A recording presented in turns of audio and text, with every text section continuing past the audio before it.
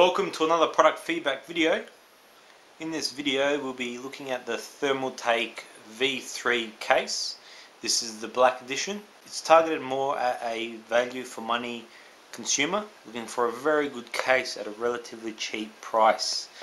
This is valued at 99 Australian dollars and it also comes with a power supply. On the front it's an all mesh finish with nice solid power button, and you've got the restart button here. On the opposite side of the buttons you've got another sort of button look here like something, but it's actually just part of the design.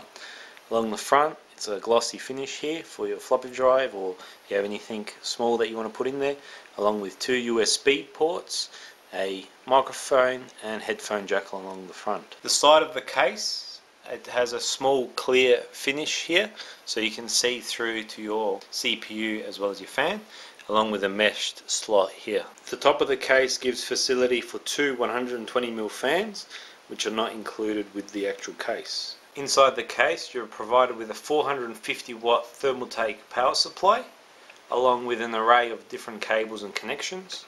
You're also provided with the cables that connect up to the front of the power buttons, USB buttons, headphone and microphone jack. Being an all black edition, the inside is completely black. A little bit of a downside that the power supply isn't black to accompany the finish of the case, which is a little bit of a letdown. On the top you also have a 120mm fan, which is included with the case. If you notice here on the right hand side, it's all a screwless design, so you can lock in. They also provide you with your power cable as well as a whole bunch of necessary screws. The locking mechanism on the side panel is actually one whole piece which connects with the side of the case, which allows for a much more flush and solid finish. The rear of the case features 6 slots for expanding cards. You also have your motherboard tray up the top, as well as even looks like the facility for water cooling. Behind the motherboard you gain access to a reasonable amount of cooling facility, as well as a reasonable amount of space for cable management, and you get about 3 to 4, maybe even 5 mils to fit around the side here for your cabling. You just have to be careful with the way you do it.